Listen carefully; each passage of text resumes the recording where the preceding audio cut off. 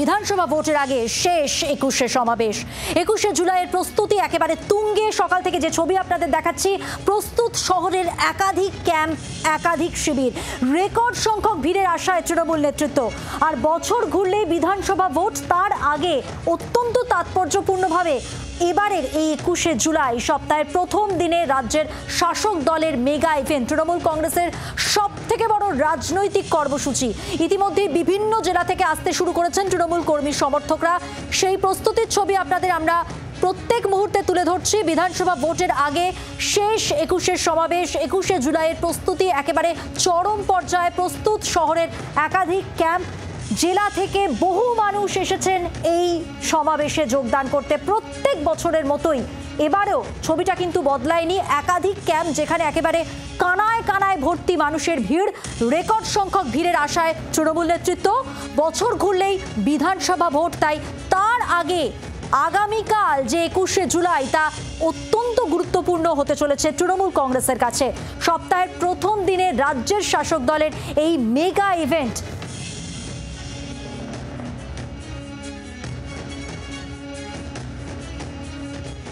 সরাসরি কথা বলবো, আমার সঙ্গে রয়েছেন ধর্মতলার সেই মেগা মঞ্চ থেকে আমাদের প্রতিনিধি সৌমিক চক্রবর্তী।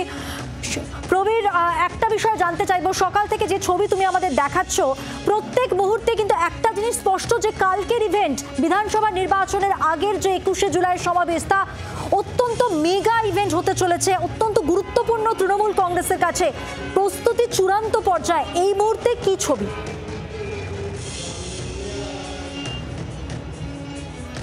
দেখো, এই 21শে জুলাই প্রতি বছরই তৃণমূল কংগ্রেসের কাছে একটা বড় রাজনৈতিক কর্মসূচি।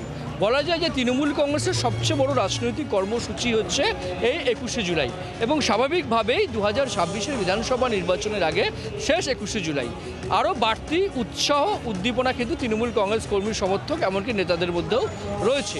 আমি আগে তোমাকে একটু মঞ্চটা দেখিয়ে দিই যে ইতিমধ্যেই কিন্তু 21শের সমাবেশ, শহীদ সমাবেশ, সেই শহীদ সমাবেশের মঞ্চ কিন্তু ইতিমধ্যেই প্রস্তুত বলা যায় যে, আর কয়েকটি টুকটাক কাজ বাকি ছাড়া মঞ্চ প্রায় প্রস্তুত। এবং তুমি দেখতে পাচ্ছ যে 21শের মঞ্চে যেখানে মমতা বন্দ্যোপাধ্যায় বক্তব্য রাখবেন, অভিষেক বন্দ্যোপাধ্যায়রা বক্তব্য রাখবেন, সেই পোডিয়াম ইতিমধ্যে রেডি।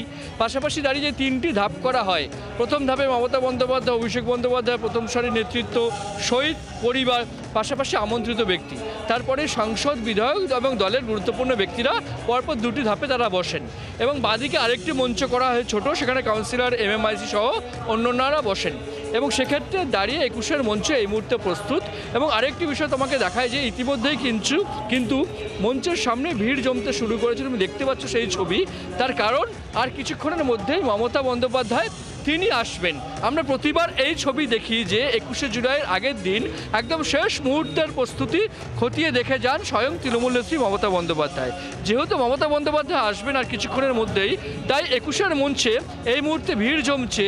যারা উত্তরবঙ্গ বা দক্ষিণবঙ্গের বিভিন্ন জেলা থেকে ইতিমধ্যে এসে পৌঁছেছেন, তারা কিন্তু এখানে এসে দাঁড়িয়েছেন মমতা বন্দ্যোপাধ্যায়কে দেখার জন্য। স্বাভাবিকভাবে 21শের মঞ্চে এই মুহূর্তে ভিড় কিন্তু রয়েছে। এবং 21শের এই যে এবারের সমাবেশ, সেটা অন্য কারণে সবচেয়ে বেশি তাৎপর্যপূর্ণ, সেটা হচ্ছে 26শের বিধানসভা নির্বাচন। এই 26শের বিধানসভা নির্বাচনের আগে শেষ 21শে জুলাইয়ে মমতা বন্দ্যোপাধ্যায় কিন্তু বিধানসভা নির্বাচনের কার্যত তৃণমূল কংগ্রেসের দামামা বাজিয়ে দেবেন, যাতে তৃণমূল কংগ্রেস কর্মী সমর্থকরা ঝাঁপিয়ে পড়তে পারে। একদমই প্রবীণ, নির্বাচনের দামামা এই মঞ্চ থেকেই আসবে, আমরা জানি। অবশ্যই সেদিকে নজর থাকছে আমাদের, তুমি আমাদের সঙ্গে থাকো। আমরা এবার এই মঞ্চটা ঠিক কিভাবে তৈরি করা হয়েছে, যেমনটা আমাদের প্রতিনিধি প্রবীর চক্রবর্তী আমাদের বর্ণনা করছিলেন, আপনাদের সামনে একটু তুলে ধরার চেষ্টা করব।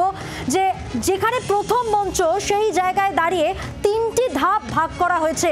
মূল যে মঞ্চ তা 11 ফুটের, আপনারা দেখতে পাচ্ছেন। তার পরের ধাপে দ্বিতীয় মঞ্চ 12 ফুটের চওড়া এবং তৃতীয় মঞ্চ 13 ফুট।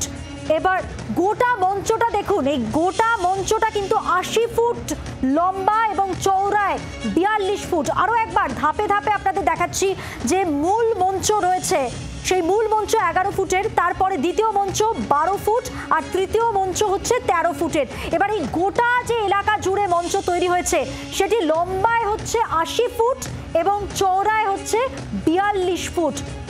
মেগা ইভেন্টের যে মেগা মঞ্চ, গ্রাফিক্যাল একটা মুভমেন্টের মধ্যে দিয়ে আপনাদের দেখাচ্ছি আমরা।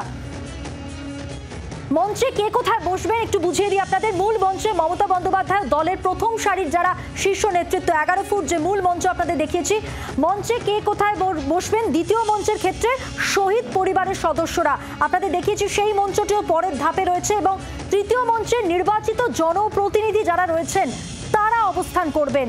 42 ফুট চওড়া এবং 80 ফুট লম্বা এই বিশাল একটা চত্বর জুড়ে এই মঞ্চ তৈরি হয়েছে। অবশ্যই এই মঞ্চেই আগামীকাল তৃণমূল কংগ্রেসের সবথেকে বড় কর্মসূচি হতে চলেছে। কথা বলবো, আমার সঙ্গে সরাসরি ধর্মতলা থেকে রয়েছেন আমাদের প্রতিনিধি প্রবীর চক্রবর্তী। প্রবীর, এর আগে তুমি যেমনটা বলছিলে 26শে নির্বাচনের আগে আগামীকাল তৃণমূল কংগ্রেসের জন্য যে 21শে জুলাই তা অত্যন্ত গুরুত্বপূর্ণ, অত্যন্ত তাৎপর্যপূর্ণ। তার কারণ আমরা যেটা মনে করছি, রাজনৈতিক মহলে মনে করছে, কালকের সভামঞ্চ থেকেই কিন্তু মমতা বন্দ্যোপাধ্যায় স্বয়ং নির্বাচনের দামামা বাজিয়ে দেবেন।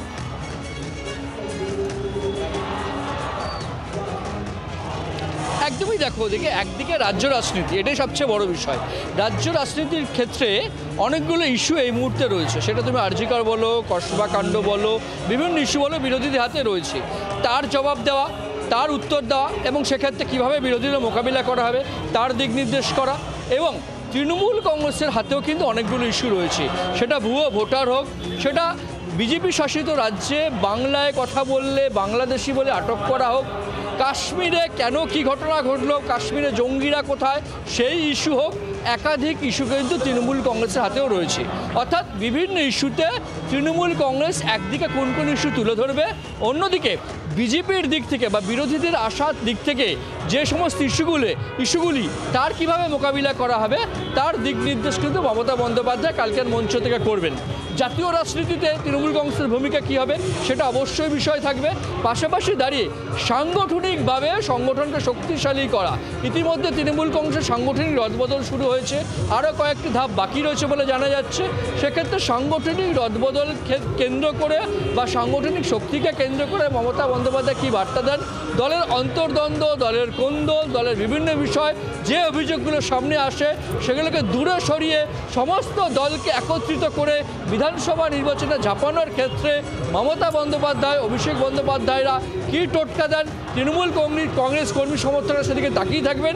এবং অবশ্যই যেহেতু শাসক দলের অন্যতম প্রধান সমাবেশ, স্বাভাবিকভাবেই বিরোধীদেরও কিন্তু লক্ষ্য থাকবে, নজর থাকবে এই সমাবেশের দিকে। স্বাভাবিকভাবে 21শে জুলাই তৃণমূল কংগ্রেসের কাছে তাৎপর্যের বিষয়, অবশ্যই কিন্তু বিরোধীদের নজর থাকবে এই মঞ্চের দিকে বলে মনে করছে রাজনৈতিক মহল। বাংলার আওয়াজ, বাঙালির আবেগ, জি 24 ঘন্টা।